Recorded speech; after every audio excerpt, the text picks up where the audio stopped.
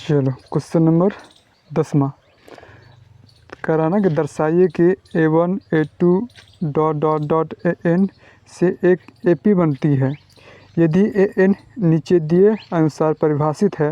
देखो AN का value दे रखा है, इसमें दो क्वेश्चन है। AN बराबर 3 + 4N और एक है AN बराबर 9 - 5N। तो कह रहे साथ ही प्रत्येक स्थिति में प्रथम 15 पदों का योग ज्ञात करना है।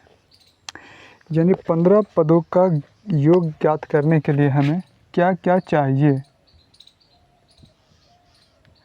n/2 2a प्लस n का वैल्यू हमारा 15 है ना। चलो 15 में से एक गया और इंटू डी। हाँ, हमें सिर्फ a और d चाहिए, जिसमें n का वैल्यू फर्स्ट क्वेश्चन में दे रखा है n बराबर 3 + 4n। हमें AP ज्ञात होगा तभी तो हम उसमें से a निकाल सकते हैं प्रथम पद, और इसका कॉमन डिफरेंस यानी कि बीच का गैपिंग हम लोग सार्वंतर, तभी तो ये वैल्यू इस पर बैठाएंगे तो हमारा 15 पदों का योग निकल जाएगा। देखो तो इसमें ना दे रखा है an का वैल्यू और पूछ रहा है कि A1 कितना होगा, A2 कितना होगा, A3 कितना होगा, A4 कितना होगा और AN कितना होगा। आओ तो समझना पहले। A1 A2 A3 A4 dot dot dot AN, कोई दिक्कत। और AN का वैल्यू दे रखा है तो यहाँ से हम निकाल सकते हैं, एक AP निकाल तो सकते हैं। देखो हमने सोचा कि A1 A2 A3 A4 ये सब कैसे निकलेगा, AP कैसे बनेगा, सीढ़ी कैसे बनेगा। और सीढ़ी बनाते हैं फिर A1 A2 A3 इस पर बैठते जाएँ निकल जाएगा A1 का वैल्यू। आ जा A1 इनके जगह पे एक, तो यहाँ पे एक बैठाते हैं A1 3 + 4 × 1 कितना हो गया 4 × 4 और 4 × 3 7। सीढ़ी हमारा बन गया 7। आ जा A2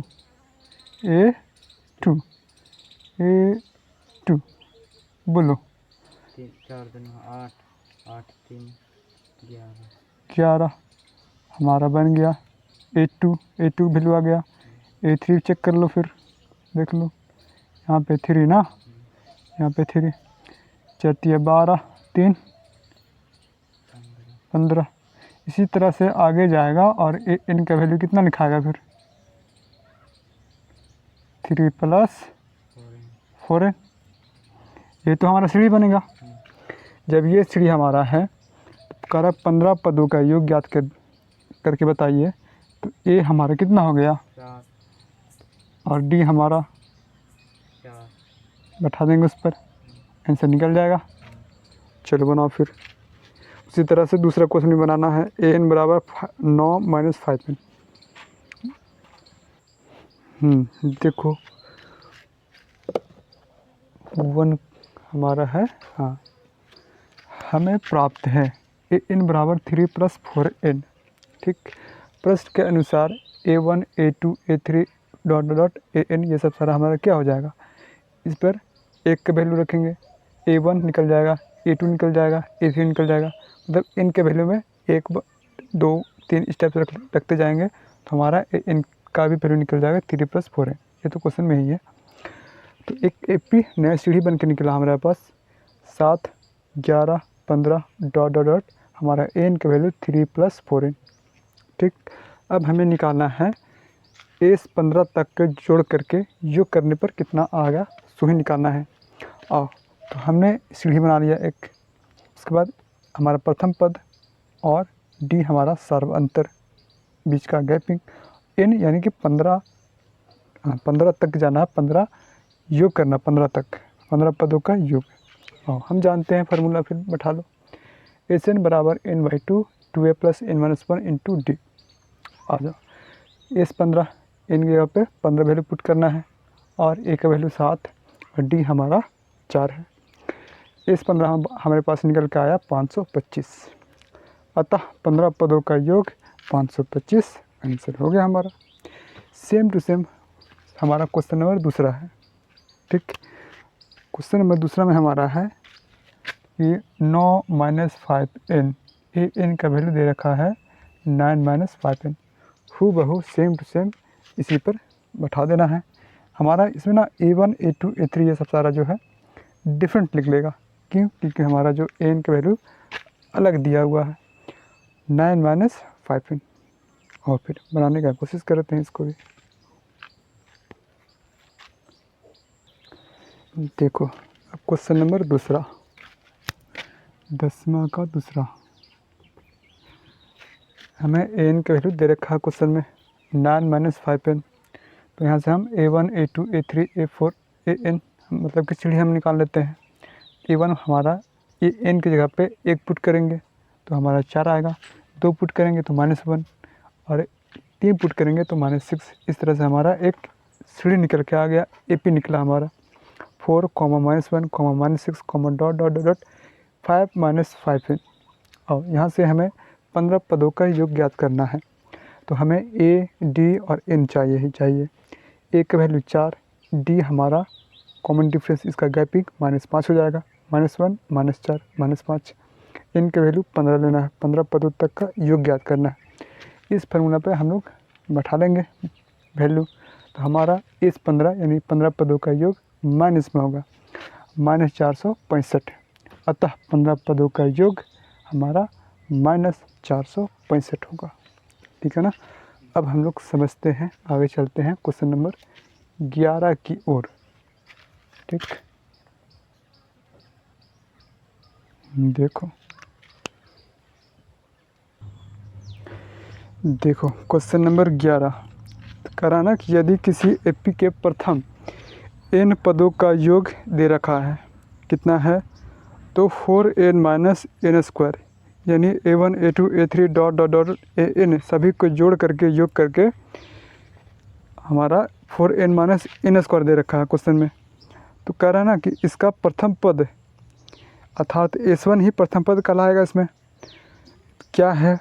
अगर प्रथम 2 पदों का योग क्या होगा वो बताना है, दूसरा पद बताना है, इसी प्रकार तीसरा पद बताना है, 10वां पद बताना है और nवां पद क्या होगा वो भी हमें बताना है। ठीक, देखो सिर्फ हमें एक ही कंडीशन दे रखा है, सभी पदों का योग दे रखा है 4n - n स्क्वायर। 4n यानी SN बराबर 4n - n स्क्वायर यानी कि A1 + A2 + A3 dot dot AN बराबर इसको कह सकते हैं SN। एन को नहीं, पूरा को, चलो पूरा को कह सकते हैं SN बराबर 4n - n स्क्वायर। कोई दिक्कत? तो इसमें पूछा जा रहा है कि प्रथम पद, द्वितीय पद, तीसरा पद, 10वां पद, nवां पद, 2 पदों का योग यानी प्रथम 2 पदों का योग पूछा जा रहा है। हम लोग ना किसी तरह इसमें से अगर हम निकाल लेते हैं, क्या निकालते हैं? तो सीढ़ी निकालते हैं, AP हम निकाल लेते हैं किसी तरह, यानी A1 A2 A3 A4 ये सब का वैल्यू निकाल लेते हैं। तो हम किसी भी तरह मतलब ना अगर A1 A2 A3 ये सब निकाल लेते हैं तो हमारा आंसर हो जाएगा सारा, फिर आंसर निकल जाएगा। देखो अगर हम n के वैल्यू 1 रखते हैं, मतलब n क्या दर्शाता है यहाँ पे? अगर n के वैल्यू अगर 10 लेते हैं तो 10 पदों का योग। अगर दो लिखते हैं यहाँ पे n का वैल्यू तो 2 पदों का योग, जो भी आंसर आएगा 2 पदों का योग। अगर 1 तक हम इसमें 1 के वैल्यू बैठाते हैं तो 1 पदों का योग। जैसे मानो हमारा 2 4 6 8 इस टाइप से हमारा एक ABCD दिया हुआ है। ठीक, S1 का वैल्यू बताओ तो कितना होगा? S1 2, S1 का वैल्यू 2। S3 का वैल्यू बताओ तो कितना होगा? S3 अलग है, ये तुम्हारा A1 है, A2 है, A3 है। एस थ्री मतलब ना सब कुछ सम यानी जोड़ करके, सम ऑफ 3 टर्म्स, यानी कि तीसरा पदों तक को जोड़ना है, एक पद, दो पद, तीन पद, यानी प्रथम 3 पदों को जोड़ करके जो भी होगा वो आंसर होगा हमारा एस थ्री। कितना फिर है 12 6 4 10 2 12। A2 A1 ये सब सारा हमारा अलग है, ये हमारा एक मतलब पद है, समझो n का वैल्यू है, और ये हमारा जोड़ करके सभी को लिखा जाता है यहाँ पे, कोई दिक्कत। तो S1 हमारा 2 है और A1 हमारा 2, यानी हम कह सकते हैं ना कि S1 ही हमारा A1 होगा, या फिर A1 ही हमारा S1 का वैल्यू आ रहा है यहाँ पे। तो उसी तरह हम यहाँ पे n का वैल्यू अगर 1 बैठाते हैं तो A1 का वैल्यू उतना ही होगा जितना कि S1 का वैल्यू होगा, ठीक। हाँ, अगर कह दिया जाए इसमें से कि S2 बराबर कितना होगा, S2 6, हाँ 4 और 2 6, ये हमारा 6 हो गया, कोई दिक्कत नहीं। अगर फिर से पूछा जाए कि हमारा A1 जो है वो 2 है, तो A2 बराबर कितना होगा, और जबकि इन दोनों को जोड़ने पर हमारा 6 हो रहा, तो 4 होगा। सही आंसर। मतलब कि A1 हमारा 2 है तो A2 हमारा 2 मतलब 4 होगा, क्योंकि जोड़ने पर हमारा 6 आ रखा है। 6 में से 2 हटाएंगे अपने से। हाँ, 6 में से 2 घटाएंगे तो A2 निकल गया, यानी कि किसी भी तरह हमें 2 टर्म सिर्फ 2 पद A1 और A2 निकाल लेंगे, बाकी का सारा पद हम निकाल सकते हैं। आओ देखो,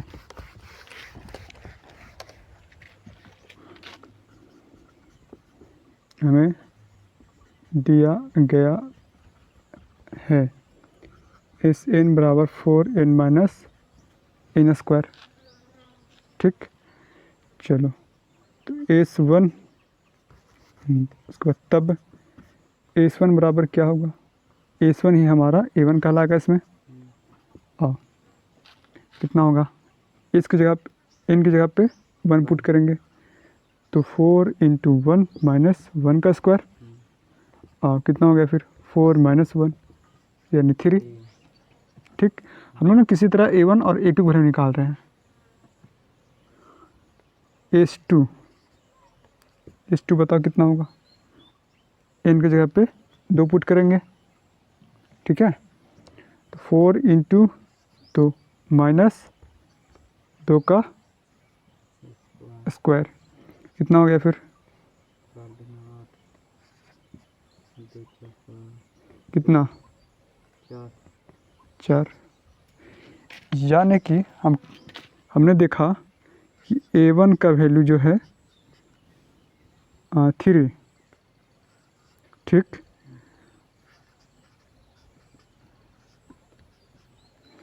और S1 और S2 मतलब S2 तक हम जोड़े यहाँ तक तो कितना आ रहा है 4।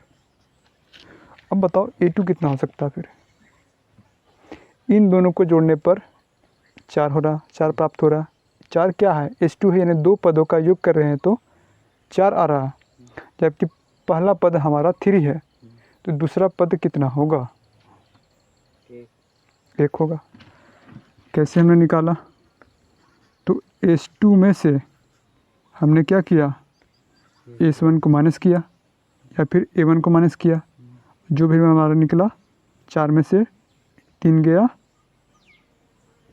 1, तो हमारा A2 निकल गया। अगर उसी तरह अगर हमें 18 निकालना है, 18 मतलब कि 10वां पद, तो हम क्या करेंगे, चाहो तो इसके आगे भी सीढ़ी बन गया ना, देखो अब पहला पद दूसरा पद निकल गया तो आगे भी निकाल सकते हैं कोई सा भी पद, लेकिन इस तरह से भी निकाल सकते हैं 2 तरीक़ा से। 18 बराबर A + 9D, हाँ A + 9D, यहाँ से A का वैल्यू D का वैल्यू उठा लेंगे, या फिर ऐसे भी कर सकते हैं S10 - S9, और नहीं, इसी को समझते हैं फिर, ज़्यादा कंफ्यूज नहीं होना है।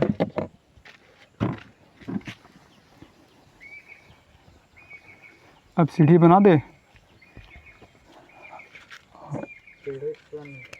सीढ़ी तो बन ही गया, देखो A1 कितना हो गया 3, A2 हाँ कैसे निकाला हमने, 4 में से 3 घटा दो। 4 में से 3 घटाया हमने, यानी 3 हमारा A1 कहलाएगा, या फिर S1 कर लो। और इसका आगे फिर चल जाओ, माइनस में होगा 1 और माइनस, हाँ 1 और -3 कितना, -2। तो ये क्या है हमारा कॉमन डिफरेंस, गैपिंग है।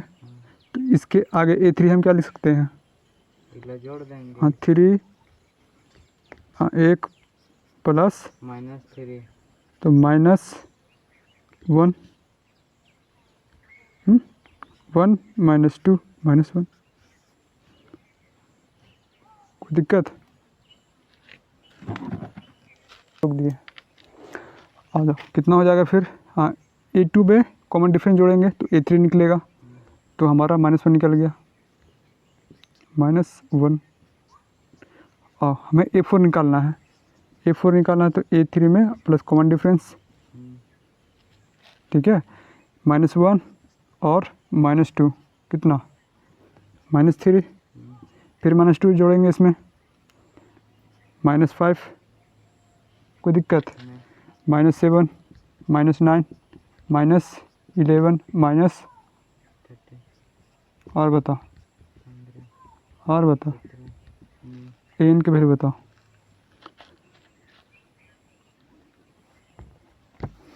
एन का वैल्यू बताओ,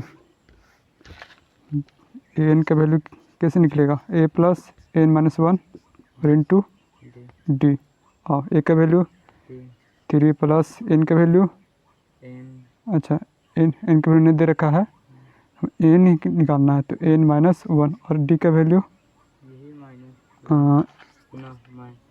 1 और -3 -2, आ जाओ -2 सॉल्व कर लेते हैं फिर, 3 प्लस ये कितना हो जाएगा -2n और +2, दिक्कत 5 -2n, देख लो ना, 3 2 5 -2n, यानी n का वैल्यू कितना निकला हमारा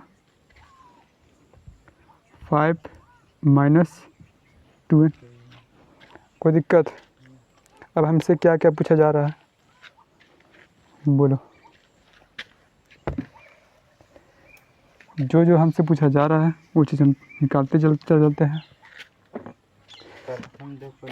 हाँ यहाँ पे ए का वैल्यू 3, सबसे पहले पूछे जा रहा है कि पहला पद क्या होगा, A1 3 निकाल लिया, और बताओ,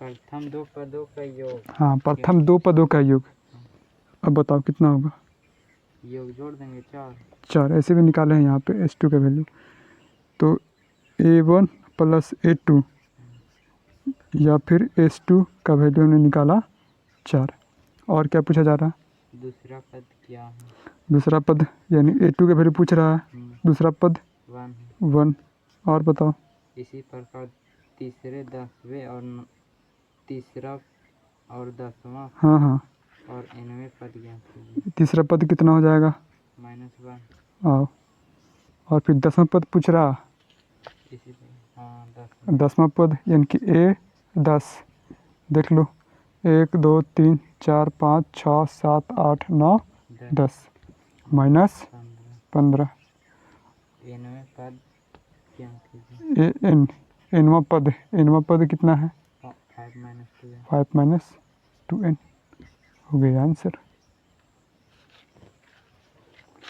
यहाँ पे लिखेंगे अतः, ये हाँ यहाँ पे लिख लो अतः, हिंस, जो पूछा गया था मैं निकाल दिया।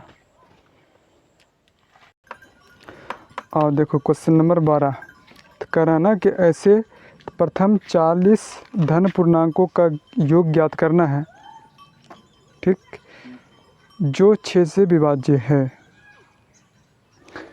40 धन पूर्णांक लेना है। कब लेना है, कौन सा संख्या लेना है, 6 से विभाज्य है। 40 धन मतलब नहीं समझ में। हाँ, धनात्मक एक होता है धनात्मक पूर्णांक, एक होता है ऋणात्मक, पॉजिटिव और नेगेटिव। ठीक, पॉजिटिव किसको कहते हैं, सिर्फ प्लस में हो, प्लस माइनस 1 प्लस हाँ सिर्फ प्लस में हो, ये हो गया तुम्हें धनात्मक। और ऋणात्मक मतलब ना इसमें माइनस में होता है, सिर्फ -1 -2 -3 -12 इस टाइप से, जिसमें माइनस लगा होगा वो माना ऋणात्मक, और जो प्लस में होगा वो धनात्मक। कह कि 40 ऐसा धनात्मक पूर्णांक लेना है, ठीक, जो कि 6 से विभाज्य है। 40 धनात्मक संख्या लेना है, 40 ठो, मतलब कि n का वैल्यू 40, और जो कि 6 से विभाज्य होना चाहिए। 6 होगा, भागा लग जाएगा 6 से। हाँ। और बताओ, 12 18 24 30 36 42, इसी तरह से 40 पदों तक जाना है। ठीक है, और कह रहा कि 40 पदों तक ना जोड़ कर बताइए, मतलब योग करके बताइए। यानी हमसे एस 40 का वैल्यू पूछा जा रहा है। हमारा सीढ़ी तो निकल गया एपी, निकाल सकते हैं ना। ए के वैल्यू बैठाएंगे, डी के वैल्यू बैठाएंगे, एन के वैल्यू 40 बैठाएंगे, इतनी निकल जाएगा। चलो क्वेश्चन नंबर 12 दिया है, क्या दिया गया हमें, 6 से विभाज्य संख्या। एक एपी बन गया हमारा, 6 12 18 24 30 36 42, इस तरह से 40 पद तक जाना है। हमें प्राप्त क्या करना है, 40 पदों का योग। ठीक, तो एस बराबर फार्मूला होता है, हाँ, 40 पदों तक का योग ज्ञात करने का फार्मूला हमारे n/2 2a + n-1 into D. एक ये हो गया, एक हमारा एस एन बराबर n/2 a + an। तीसरा हमारा इसी को कहा जाता है लास्ट पद, यानी कि l, n/2 a + l। हमारा 3 फार्मूला है, जिसमें से हमने n/2 2a + n-1 into D, जहाँ n बराबर क्या है 40 पद तक ही, 40 पदों तक ज्ञात करना, यानी n हमारा 40 हो गया, a हमारा 6 और d हमारा कॉमन डिफरेंस 12 में से 6 गया हमारा 6। तो एस 40 वैल्यू बैठा देंगे, एस 40 का वैल्यू 4920 आएगा। अतः 40 पदों का योग हमारा आंसर हो गया 4920। अब चलते हैं क्वेश्चन नंबर 13 की ओर।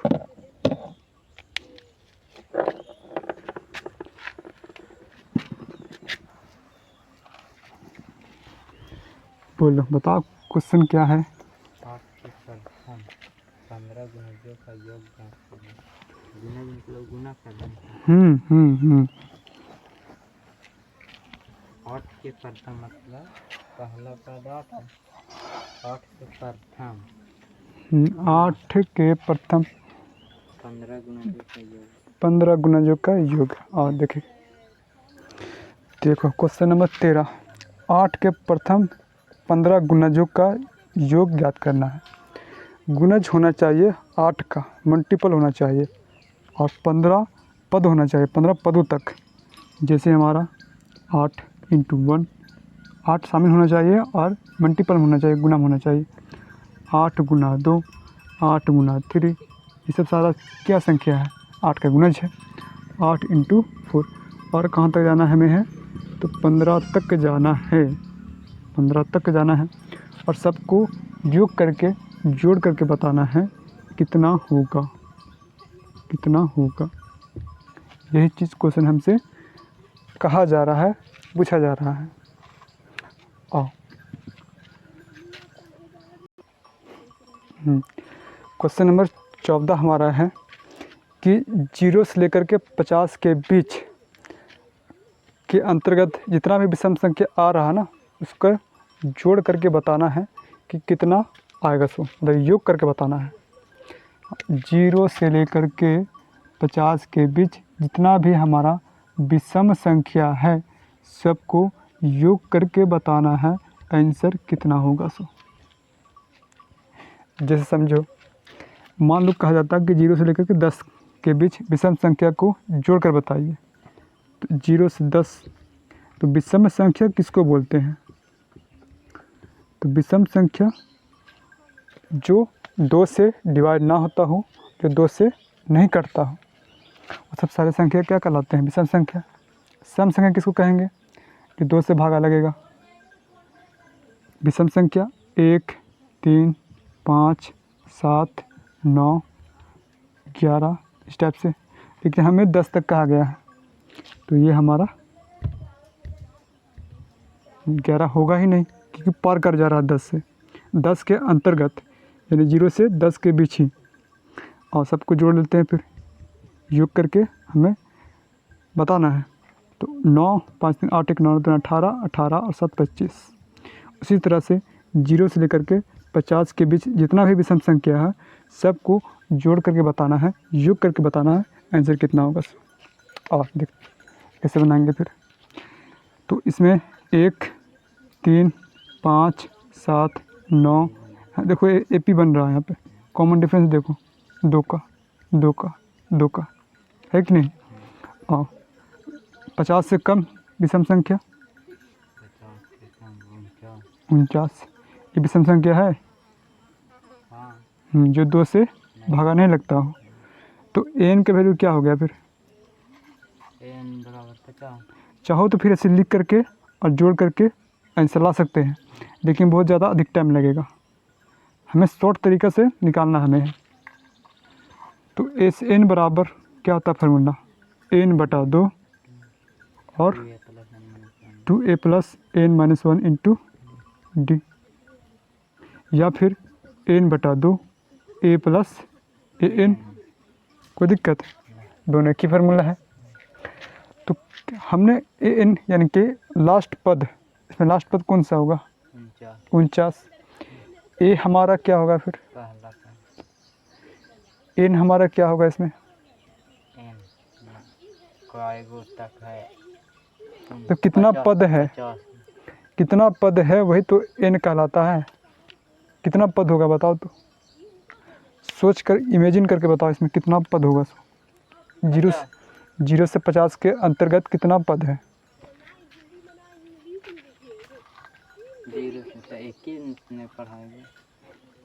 1, 2, 3, 4, 5, 6 इस तरह से 49 तक कितना पद है?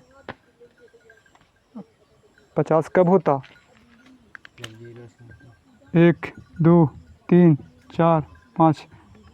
मतलब कि हम यहाँ पे कौन सा संख्या लेते हैं? पूर्णांक संख्या, मतलब कि नेचुरल नंबर लेते हैं, तभी n का वैल्यू 50 होता। तो n का वैल्यू यहाँ पे कितना? 25। n इसमें 0 से लेकर 10 तक विषम संख्या 1, 2, 3, 4, 5 है ना। 5 है, 5 और 50 तक जाना हमें है, यानी 10 गुना 5 कितना हो गया? 50। तो यहाँ से यहाँ तक कितना? 1, 2, 3, 4, 5, 5, 5, 25, यानी कि n का वैल्यू 25 है। फिर